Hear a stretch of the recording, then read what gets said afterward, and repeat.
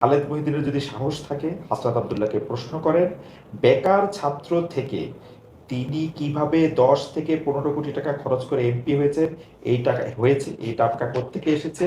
আমার জানা মতে উনার কোনো ইনকাম নেই, উনি একজন চাঁদাবাজ। আমার কাছে মনে হয় না, আপনি উত্তর দিলেই ভালো হবে, নাহলে আবার লোকে মনে করবে যে আমি। আচ্ছা, এটা হচ্ছে মানে প্রথমত হচ্ছে যে আমার ইনকাম হচ্ছে খুবই স্পষ্ট। আমার ইনকাম নিয়ে কখনোই লুকোচুরি ছিল না। হ্যাঁ, তবে এটা সত্য, আমার ইনকাম নাই। কখন?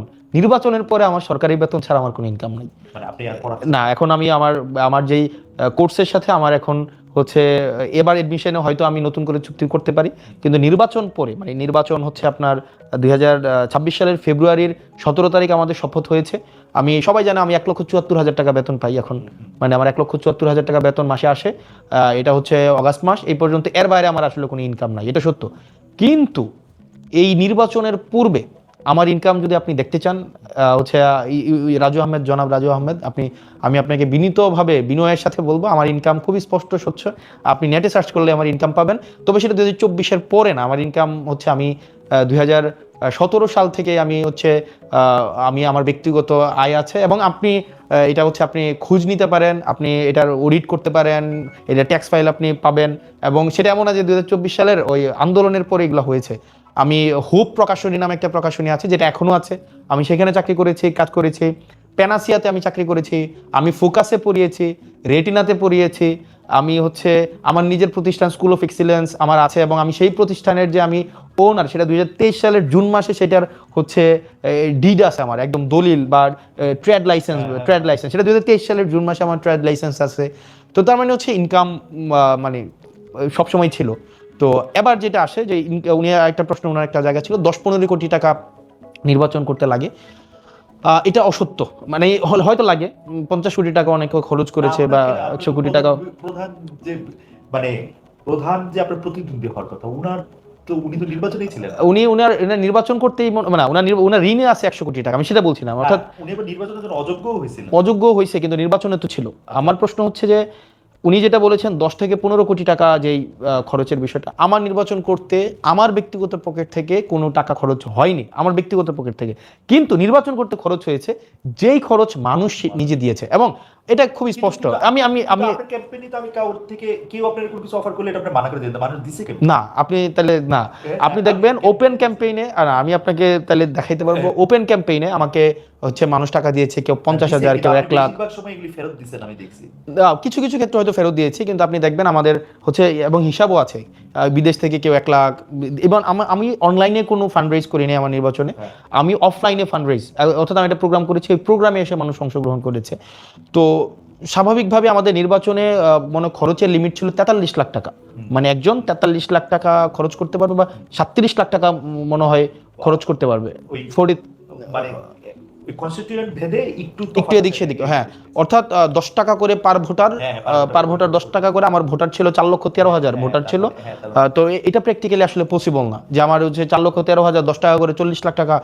আমরা দেখিয়েছি 43 লাখ টাকা, এবং পার্লামেন্টে এটা নিয়ে কথাও বলবো, এটা কারণ সংসদ সদস্যরা মিথ্যা বলেই পার্লামেন্টে ঢুকে একদম এটা, মানে এটা নিয়ে বলবো। আচ্ছা, এখানে না, ইনস্ট্রুমেন্টাল নির্বাচনে কিছু ইনস্ট্রুমেন্টাল কস্ট আছে, এটা সত্য। ইনস্ট্রুমেন্টাল কস্ট, যেমন এবার পোস্টারিং এ কোনো ইনস্ট্রুমেন্টাল কস্ট ছিল না। যেমন বেশিরভাগ ক্ষেত্রে ইনস্ট্রুমেন্টাল কস্ট কোথায় লাগে, যেমন আপনি ক্যাম্পেইন করাতে আপনি 500 লোক নিয়ে আপনি ক্যাম্পেইন করবেন, তারপর হচ্ছে মানুষকে খাওয়াবেন। আর কেউ যদি ভোট কিনতে চায় সেটা তো ডিফারেন্ট বিষয়। এবার আসেন আমার জায়গায়, এই জায়গাগুলো হচ্ছে নির্বাচনের খরচের খাত। এবার আমার জায়গায় আসেন, আমি নির্বাচনে কোনো একটাও আমি বড় সমাবেশ করি না, আমি ছোট ছোট উঠান বৈঠক করেছে, এবং উঠান বৈঠকের খরচ ওই এলাকায় যে উঠান বৈঠক করেছে ওই এলাকায় খরচ হয়েছে।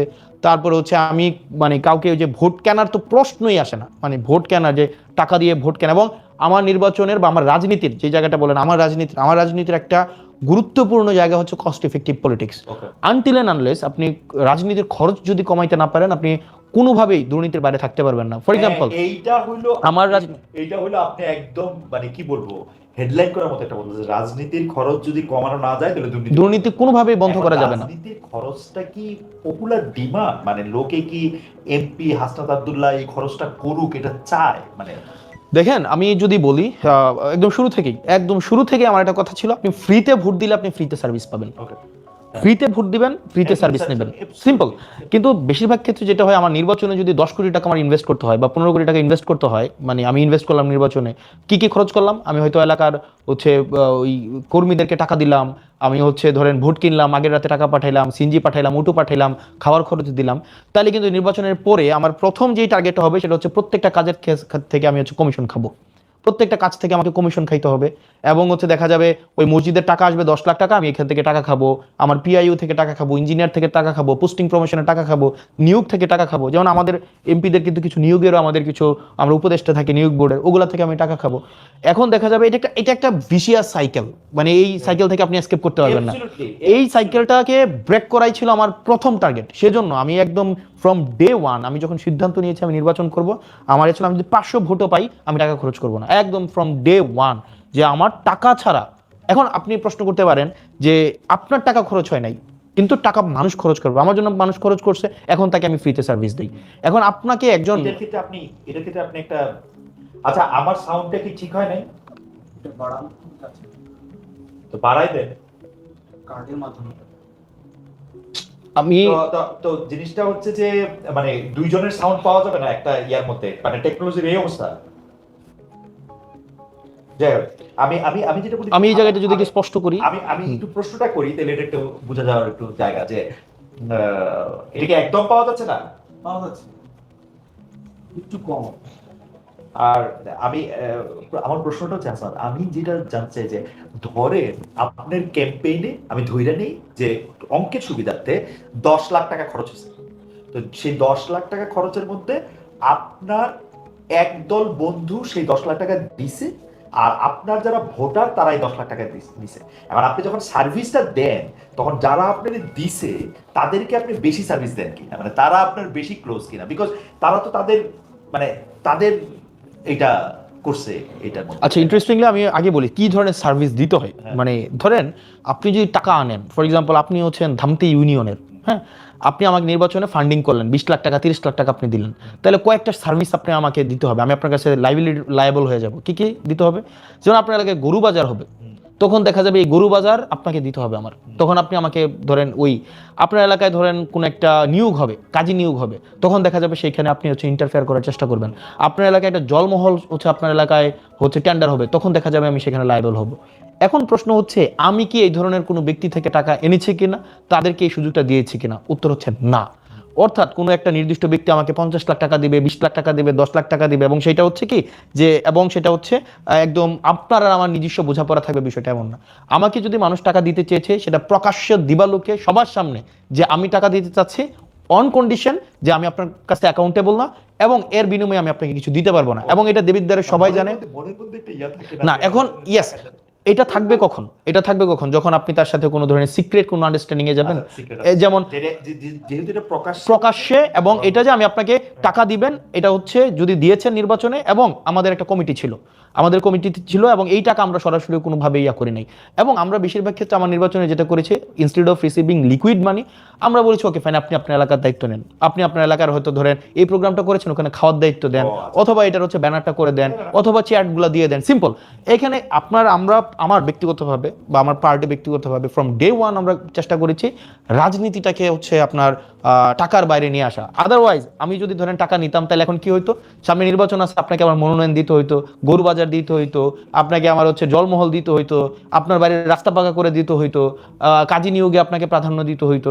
এখন দেবিদ্বারে সবাই জানে যে আমি কারো কাছে অ্যাকাউন্টেবল না, একজনের কাছেও না, কারণ আমি যেহেতু কাছ থেকে টাকা নিয়ে নির্বাচন করি নাই।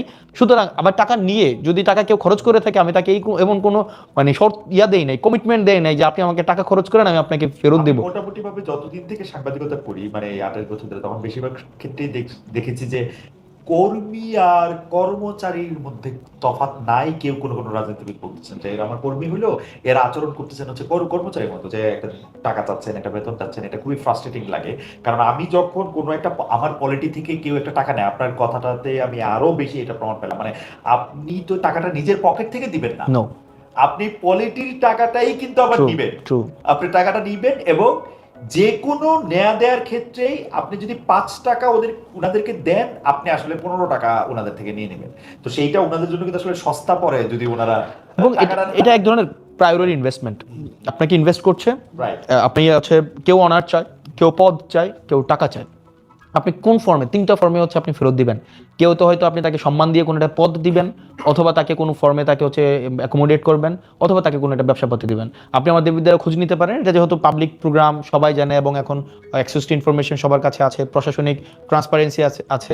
আপনি দেখবেন আমি কোনো বিষয়ে মানে সব কিছু, এটা পলিসি যেটা হওয়ার কথা ওভাবেই হবে, যে কেউ আমরা টেন্ডার ম্যানিপুলেশন করতে যাওয়া, কাউকে নির্দিষ্টভাবে কাজ দিয়ে দেওয়া, এই বিষয়গুলোর আমি এগুলার আমার কোনো কিছু লাইবিলিটি নাই। ইভেন আমার কর্মীদের কাছে আমি কোনো কমিটেড না যে আপনি যেহেতু আমার জন্য নির্বাচনে, যেমন আমি হচ্ছে নির্বাচনের ইমিডিয়েট পরপরই আমি একটা প্রবলেম ফেস করি, সেটা হচ্ছে যে আপনার কিছু দুইজন লোক আসে যে তার মেয়ে হচ্ছে এসএসসিতে ফেল করেছে, তো তার ফর্ম ফিল আপটা যেন আমি টেস্টে ফেল করেছে, তার ফর্ম ফিল আপটা করার জন্য যেন আমি হচ্ছে হেডমাস্টারকে বলে দিই। তো আমি বললাম এটা কেন বলবো, কারণ স্কুলের তো নিয়ম আছে, ফেল করলে তাকে অ্যালাউ করবে না। তখন উনি বললো আমি তো আপনার জন্য নির্বাচনে কাজ করছি। তা আমার প্রশ্ন হচ্ছে যে আমি তো আপনাকে এই কমিটমেন্ট দেই নাই যে আপনি আমার জন্য নির্বাচনে কাজ করলে আপনার মেয়ের ফর্ম ফিল আপ আমি ফেল করলেও করাই দিব। বরং এটা হইতে পারতো যে কিছু টাকা যদি আপনি টাকার দিতে পারছেন না, 10,000 টাকা হয়তো ফর্ম ফিল আপ, এই ক্ষেত্রে তো আমরা রিকোয়েস্ট করতে পারতাম। এটা আমাদের একজন জনপ্রতিনিধি হিসাবে এটা আমাদের একটা মানে এই যে পজিটিভ ভাবে অ্যাপ্রোচ করার, এটা অন্তত আপনি এক্সপেক্ট করতে পারেন আমার কাছ থেকে।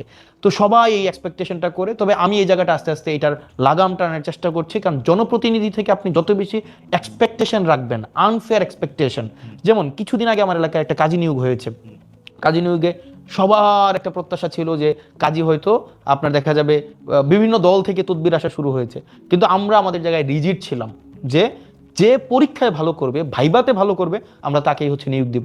তো ভাইবাতে যে ভালো করেছে 10 জন। কাজী নিয়োগের অথরিটিকে, কাজী নিয়োগের একটা বোর্ড থাকে, 5 জনের বোর্ড।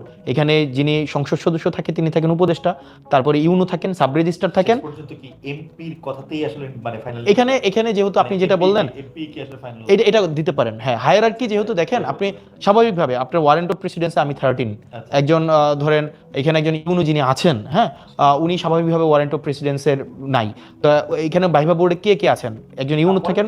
আমি এমনি জানতে চাচ্ছি প্র্যাকটিসটা হচ্ছে কি, ধরেন ওয়ারেন্ট অফ প্রেসিডেন্সি একজন অ্যাসিস্ট্যান্ট জজও নাই, হ্যাঁ, কিন্তু অ্যাসিস্ট্যান্ট জজের যে ক্ষমতা আছে সেটা আবার এমপি সাহেবেরও নাই। ট্রু, কারণ উনি বিচার করেন।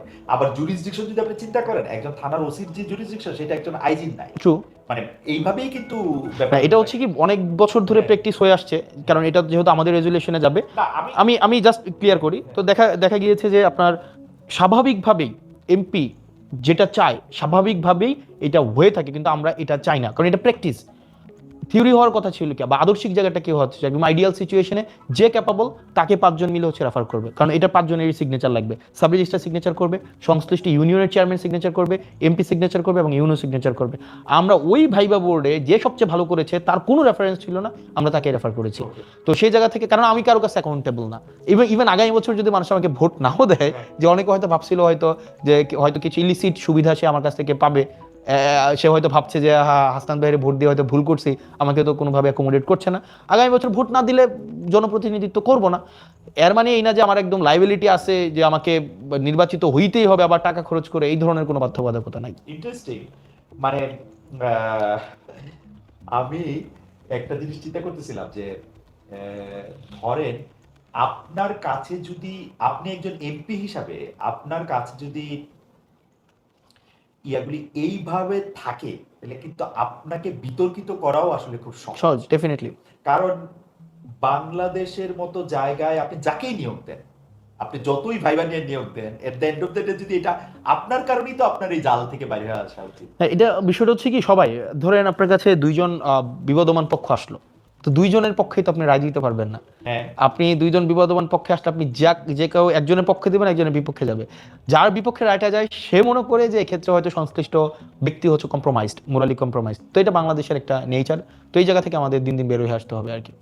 ওকে, আমি তাহলে আবার একটু এনসিপি রাজনীতিতে একটু ফিরে আসি। এনসিপি নিজেকে হচ্ছে সেন্ট্রিস্ট অর্থাৎ মধ্যপন্থী রাজনৈতিক দল মনে করে, কিন্তু আমরা দেখতে পাই যে বাংলাদেশের রাজনীতি যেরকম মানে বাংলাদেশের রাজনীতি যেরকম, আপনি আপনার যেটা পছন্দ না সেইটার পক্ষে বা বিপক্ষে মানে আপনি খুব সাংঘাতিকভাবে রিয়েক্ট করেন।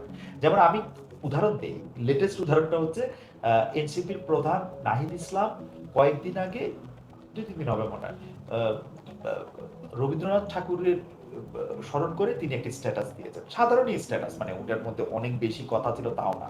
ওইটা তো আমরা দেখছি যে মানুষজন খুবই খুবই খুবই মানে নেগেটিভ রিয়াকশন, যে মানে এইটার কারণ কি বলে আপনি মনে করেন? মানে মানে বাংলাদেশের মানুষ এরকম প্রান্তীয় মান দ্বারা এত প্রভাবিত।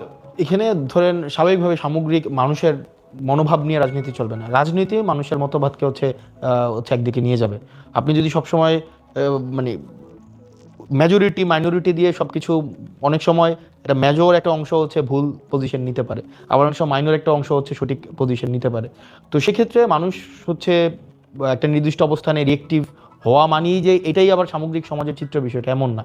তো হচ্ছে আপনি ম্যাক্সিমাম মানুষ নাহিদ ইসলামের হচ্ছে একটা পলিটিক্যাল পজিশনকে রিয়েক্ট করেছে, প্রতিক্রিয়া জানিয়েছে, এর মানেই যে নাহিদ ইসলামের অবস্থানটা ভুল, কি বিষয়টা কিন্তু এমন না।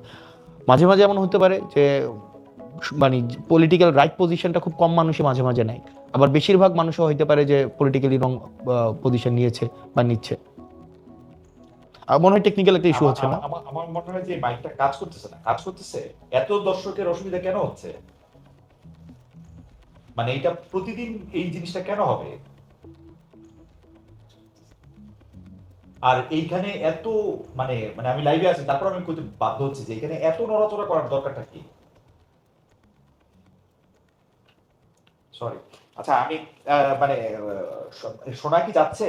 আপনার সাউন্ডটা একটু কম আসতেছে, বাইকটা ঠিক আছে। সাউন্ড কম আসতেছে না শোনা যাচ্ছে না? শোনা যাচ্ছে কিন্তু একটু কম। আচ্ছা, আমি যেটা বলতে চাইছিলাম যে এইটা আপনারা রাজনীতির ক্ষেত্রে ঠিক করবেন, কিন্তু কয়েকটা ইস্যুর ক্ষেত্রে, যেমন আপনি এখানে যখন আসবেন তখন একটা বিষয় অনেকেই আপনার কাছে জানতে চেয়েছেন যে নারীর অধিকার, নারীর মর্যাদা, নারীর শিক্ষা, এমনকি যারা মানে নারীর জীবিকা, ওইটার ক্ষেত্রেও আপনারা বা আপনার দল কি ভাবছেন আসলে? মানে এটা কি কোনো একটা স্পেশাল কোনো কিছু, যেমন অনেকে এরকম বলেন যে নারীদের আর পুরুষদের আলাদা শিক্ষা কার্যক্রম অংশগ্রহণ করা উচিত, বর্তমান ব্যবস্থাপনায় নারীদের ঘরে থাকলে আরেকটু আমি ভেবেছিলাম যে আপনি প্রশ্নতে এটা করবেন যে নারীদেরকে আপনারা শিক্ষার হচ্ছে সুযোগ দিবেন কিনা, কর্মসংস্থানের অনুমতি দিবেন কিনা। আমি ভেবেছিলাম এটা। এই কোশ্চেনটা সিরিয়াসলি প্রবলেমেটিক। প্রথম প্রশ্ন হচ্ছে আপনি কে তাদেরকে দেওয়ার? কারণ এখানে তো হচ্ছে মানে আপনি যখন এভাবে একটা অথরিটেটিভ জায়গায় আপনাকে নিয়ে যান, যে আপনি পুরুষ হিসেবে আপনি হচ্ছেন মানে আপনি খুবই সাংঘাতিকভাবে খুবই সাম্যবাদী কথা বলতেছেন যে আপনি কে। না, এখানে হচ্ছে না, দিস ইজ হাউ, না দিস ইজ, আপনি জানেন যে আপনি যে জোটে আছেন সেই জোটের নেতৃবৃন্দের মধ্যে থেকেও এরকম ধরনের কথা না, সেই জোটের নেতৃবৃন্দে আর হচ্ছে আদৌ এটা তো আমাদের রাজনৈতিক কোনো জোট না, সিম্পল। এখানে আদর্শিক কোনো জোট না, এখানে বিষয়টা হচ্ছে যে একটা নির্বাচনী জোট। আমরা প্রথম প্রশ্ন হচ্ছে যে নারীর শিক্ষা, নারীর কর্মসংস্থান, নারীর হচ্ছে তার হচ্ছে সামগ্রিক যে অধিকার, এই বিষয়ে যে আমরা পুরুষকে প্রশ্ন করে আপনারা দিবেন কিনা, এই প্রশ্নটা হাইলি প্রবলেমেটিক। প্রথমত হচ্ছে একটা নারী স্বনির্ভর একটা বিষয়, নারী একটা স্বকীয় বিষয়, এবং তার মতামত গ্রহণের সিদ্ধান্ত, কর্মসংস্থানের সিদ্ধান্ত, শিক্ষার সিদ্ধান্ত সে তার নিজের মতো করে নেবে। এবং এখানে হচ্ছে আমরা এনসিপি নারী পুরুষ এইভাবে দেখি না, নাগরিক আকারে দেখি। আমি যে সুযোগ সুবিধা পাবো, একটা নারীও সেই ধরনের সুযোগ সুবিধা পাবে। এবং অবশ্যই ইভেন আমরা আমাদের জায়গা থেকে আমরা মনে করি এখানে সমানভাবে শিক্ষা, স্বাস্থ্য, কর্মসংস্থান, এই অধিকারগুলো নাগরিক আকারে সবাইকে সমানভাবে এনশিওর করতে হবে, এবং এটা এনসিপি এক্ষেত্রে দৃঢ়ভাবে কমিটেড। অর্থাৎ প্রথম প্রশ্নই তো আমরা এখানে, আপনি পুরুষ আকারে যে আপনি নিজেকে প্রথমেই একটা মানে এই যে সুপিরিয়রের জায়গায় নিয়ে যান, এক্ষেত্রে আমরা এইটার সাথে আমরা সাবস্ক্রাইব করি না। Of course not. আব্দুল্লাহ, আপনি খেয়াল করেছেন যে নারীরা কোন ধরনের পোশাক পরবে এইটা নিয়ে এক ধরনের রাজনৈতিক বিভাজন সৃষ্টি হয়, এবং সেই ক্ষেত্রে এনসিপি কোন দিকে আছে? যেমন ধরেন, আমি মনে করি যে এনসিপি আছে হচ্ছে এই দিকে, যার যেই পোশাক, যার যেটা মনে হয় সে অবশ্যই আপনার নারী যেই পোশাকে স্বাচ্ছন্দ্য বোধ করবে সে সেই পোশাক। এখন ওই নারীদের আমরা অনেকে বলি যে শালীনতার পোশাক, তারপর হচ্ছে সভ্য পোশাক। এখন এই যে শালীনতা এবং সভ্যতার এই আইডিয়াটা হচ্ছে স্বাভাবিকভাবে নিয়ন্ত্রণ করে দেয় ক্ষমতা। আপনার যদি ধরেন আমি একটু কনজারভেটিভ মাইন্ডের হই, আমার ক্ষমতা, আমি যদি ক্ষমতা একই সাথে সাথে ক্ষমতাবান হই, তখন আমার শালীনতার সংজ্ঞাও চেঞ্জ হয়ে যাবে, সভ্যতার সংজ্ঞাও চেঞ্জ হয়ে যাবে। তো সেই জন্য আমরা মনে করি এই শালীনতা, সভ্যতা, ভব্যতা এগুলির সাথে যেহেতু ক্ষমতা সরাসরি হচ্ছে সম্পর্কিত, তা আমরা আমাদের জায়গা থেকে মনে করি নারী সে যেটাতে স্বাচ্ছন্দ্য বোধ করবে, তার কাছে শালীনতার সংজ্ঞা যেটা, তার কাছে সভ্যতার সংজ্ঞা যেটা, ভব্যতার সংজ্ঞা যেটা, সে এটা তার নিজের মতো করে ইন্টারপ্রেট করে সে সেভাবে বিচরণ করবে। এখন প্রশ্ন হচ্ছে এটা কে গ্রহণ করেছে বা কে করে নাই, এই অনুযায়ী যদি সে সিদ্ধান্ত নেয় সেটা তার ব্যক্তিগত সিদ্ধান্ত। fair enough। আরেকটা বিষয় নিয়ে কথা হয় যে এনসিপির, আচ্ছা এনসিপিটা আমি একটু বাদ রাখি, সেটা হলো যে জনাব হাসনাত আব্দুল্লাহ কি রাজনীতি দিয়ে মানুষের ব্যক্তি জীবনের সমস্যা সমাধান করতে পারেন কিনা, অর্থাৎ একজন কৃষকের, একজন শ্রমজীবী মানুষের সমস্যার সমাধান রাজনীতি দিয়ে করা সম্ভব কিনা। মানে আপনি প্রবলেম সলভ করেন আমি দেখেছি, কারণ আমি আপনার ভিডিও বা আপনার পিআর টিম যেগুলো আপ করে সেগুলো আমি দেখেছি যে আপনি কোনো একটা জায়গায় যাচ্ছেন, চারজন মানুষ চারটা সমস্যা নিয়ে আসছেন, আপনার যেটা যেখানে যদি কোনো জায়গায় ফোন করার হয়, কোনো জায়গায় যদি, এগুলো আপনি করেন। কিন্তু এটা তো একটা আপাত সমাধান। আমি বলতে চাচ্ছি হচ্ছে যে যাদেরকে আপনি চোখে দেখতে পাচ্ছেন, আপনার তো একটা বিরাট কনস্টিটিউয়েন্সি যেটার মধ্যে হচ্ছে 40 লাখ আপনার ভোটার, 40 লাখ না 4 লাখ, 4 লাখ ভোটার, মানে 8 লাখ মানুষ কিন্তু মোটের উপর, কারণ বাচ্চাদের ভোট থাকে না, শিশু 8 লাখ।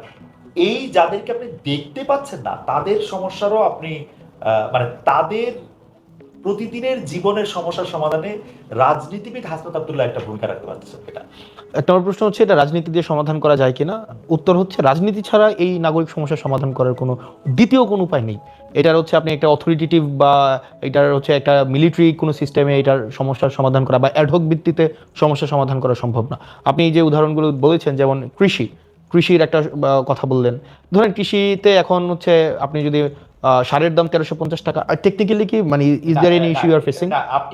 আপনি ঠিক আছে, ওকে, যেমন আমার ইয়াটা একটু আস্তে ওকে, যেমন ধরেন এখন কৃষকের সার 1350 টাকা, এটা হচ্ছে কিনতে গেলে লাগে 1800 টাকা। এই মাঝখানে একটা মধ্যস্বত্বভোগী একটা তৈরি হয়েছে, সিন্ডিকেট তৈরি হয়েছে, সেটাকে সমাধান করার জন্য আপনার বসে রাজনীতি লাগবে। কিছুদিন আগে আপনার এসএসসি পরীক্ষার রেজাল্ট দিয়েছে, এখন এসএসসি পরীক্ষার রেজাল্টে দেখা গিয়েছে আমাদের একটা ঠিক আছে ফাইন, ওকে, এসএসসি পরীক্ষাটা রেজাল্ট দিয়েছে, তো এসএসসি পরীক্ষাটা রেজাল্টে একটা উল্লেখযোগ্য সংখ্যক শিক্ষার্থী ভালো করেছে, একটা উল্লেখযোগ্য শিক্ষার্থী হচ্ছে খারাপ করেছে। এখন এই শিক্ষাক্ষেত্রের একটা ইতিবাচক পরিবর্তন আনার ক্ষেত্রে এটাও কিন্তু পলিসির সাথে রিলেটেড, এবং এই পলিসিটাও কিন্তু রাজনৈতিকভাবেই গ্রহণ করা হয়। আপনি every problem coming up from the society comes with solution, and that comes from actually politics. আমি বলতে চাচ্ছি যে ধরেন কুমিল্লায় আপনার যে সংসদীয় এলাকা, সেইটার একটা বড় সমস্যা কৃষক এবার ফেস করলো যে ওর আলু সে হিমাগারে রাখতে পারছে না। 2-3টা কারণে রাখতে পারছে না। এক হচ্ছে মানে হিমাগার ব্যবস্থাপনায় বিদ্যুৎ না থাকা একটা বড় কারণ হচ্ছে, আবার যতগুলি হিমাগার থাকা দরকার ততগুলি হিমাগার নাই। তো সেই ক্ষেত্রে তার ব্যক্তিগত সমস্যাটা হচ্ছে হিমাগার নাই কেন, এখন বা তার সাথে আরো 10 জন কৃষকের সমস্যা। এইটা একজন রাজনীতিবিদ এরকম সমস্যার সমাধান কিভাবে করে? কারণ এরকম সমস্যা নিশ্চয়ই কুমিল্লার ওই অঞ্চলে 8 লাখ জনগণ যেখানে আছে, প্রতিদিন বিভিন্ন ফেজে ধরেন 6000 সমস্যা হইতেছে। এইটা একজন সংসদ সদস্যের পক্ষে এটাকে কেমনে মানে গুরুত্ব দেওয়া সম্ভব, প্রায়োরিটি করা সম্ভব, বা আপনি এটা কিভাবে ডিল করেন? এখন এটা তো অবশ্যই স্বাভাবিকভাবেই আপনি যেটা বললেন যে একজন সংসদ সদস্যর এটা কিভাবে ডিল করে। তো প্রথমত হচ্ছে যে এই যে ধরেন আপনি বলেন হিমাগার নাই, বা হিমাগার হচ্ছে একজন কাজ করতে পারছে না, বিদ্যুৎ নাই, তো সেক্ষেত্রে তো আমাদের মানে একজন পলিসি মেকার হিসেবে what we expect from us, আপনি তো এক্সপেক্ট করেন we will be coming up with better solution, better implementable হচ্ছে আপনার যেটাকে ইমপ্লিমেন্ট করা যায় এরকম পলিসি নিয়ে আমরা আসবো। তো আমরা তো সেটা নিয়ে এসেছি, যেটা সামগ্রিক, শুধু একজন একটা সামগ্রিক সমাজ ব্যবস্থা, সামগ্রিক সমস্যাটাকে আসলে মূল শেষে অ্যাড্রেস করে। যেমন বিদ্যুৎ সমস্যাটা কিভাবে সমাধান করা যায়, গ্যাসের সমস্যাটা কিভাবে সমাধান করা যায়, এটা আপনি আমার কৌতুকটা ছিল, আমি প্রশ্ন একটু বড় করে প্রেক্ষাপট, আমার কৌতুকটা ছিল যে ধরেন আপনার কাছে তো 6000 সমস্যা আসতেছে, আপনি একটা মানুষ হিসাবে আসলে সময় 24 ঘন্টা হিসেবে আপনি ডিলই করতে পারবেন আসলে 60টা সমস্যা, তখন আপনি প্রায়োরিটাইজ করেন কেমন? কারণ বাংলাদেশ তো একটা সমস্যারই দেশ। আপনার কাছে সকল সমস্যা আসছে, ধরে নিচ্ছি যে 6000 সমস্যার মধ্যে আপনি 60টা হয়তো আপনার পক্ষে হিউম্যানলি ডিল করা সম্ভব, বাকিগুলো আপনি সেক্ষেত্রে আপনি প্রায়োরিটি করার ক্ষেত্রে আপনি কোনগুলিকে গুরুত্ব দেন বা কোন বিষয়গুলিকে গুরুত্ব দেন? আচ্ছা, এলাকা ভিত্তিতে যেই সমস্যাগুলো বেশিরভাগ আসে সেই সমস্যাগুলোর সাথে একজন এমপির সরাসরি সম্পর্ক নাই, মানে যেটা যদি বলি পলিসি জায়গা বাদে, যেমন সবচেয়ে বেশি সমস্যা আসে এলাকা থেকে মেডিকেল রিলেটেড ইস্যু, যেমন আমার এখানে হসপিটাল রিলেটেড ইকুইপমেন্টসের প্রবলেম, ডাক্তারদের হচ্ছে আপনার দেখা যায় সংখ্যাগত সমস্যা, তাদের রুগীর তুলনায় সংখ্যা কম। তারপরে যে প্রবলেমটা আছে সেটা হচ্ছে রাস্তাঘাটের যে সমস্যা। তো আমি আমার জায়গা থেকে এই সমস্যাগুলোকে আমরা হচ্ছে ডিউ দেওয়ার মাধ্যমে আমরা সংশ্লিষ্ট মিনিস্ট্রিতে সেটাকে অবহিত করি যেন এই বিষয়গুলোকে সমাধান করা হয়। এবং প্রায়োরিটি সেট করার ক্ষেত্রে স্বাভাবিকভাবে আমার প্রথম প্রায়োরিটি হচ্ছে আপনার হচ্ছে এই যে মেডিকেল ইস্যুস, দ্বিতীয় প্রায়োরিটি হচ্ছে ইনফ্রাস্ট্রাকচার, তারপরে একই সাথে সাথে এডুকেশন। তো মোটা দাগে এই 3-4 ভাগে ভাগ করলেই মূল সমস্যাগুলো হয়ে যায়। তারপরেও তো ব্যক্তিগত বিভিন্ন প্রবলেম থাকে, সেটাকে ব্যক্তিগত পর্যায়ে বিভিন্নভাবে সমাধান করতে হয়। সেটার আসলে কোনো এক ধরনের কোনো মানে একদম একটা ইউনিভার্সাল কোনো ফরম্যাট নাই বা ইউনিভার্সাল কোনো ট্যাবলেট নাই যে, বা কোনো ওষুধ নাই যে এইটা দিয়ে 1 চামচ চাইরে 2 চামচ করে দিয়ে এটা সমাধান করা যাবে। আমি জানি যে এটা নাই, কিন্তু আমার কৌতূহলটা ছিল যে আপনার প্রায়োরিটি করার ক্ষেত্রে আপনি আসলে কোন বিষয়গুলি গুরুত্ব দেন সেটা আমরা একটু বুঝতে, মানে এটা কি বেশি লোককে এফেক্ট করে যেটা, সেটা আপনি Yes. বললেন বেশি লোককে যেটা এফেক্ট Yes. করে, যেটা ইমিডিয়েট আসলে কোনো রেসপন্স করা দরকার সেটা, সেগুলি নানা ধরনের ফ্যাক্টর দিয়ে আপনি বিবেচনা করেন। এটা আমি Yes. এটা আমি পরিষ্কার, এটা আমি পরিষ্কার। আচ্ছা,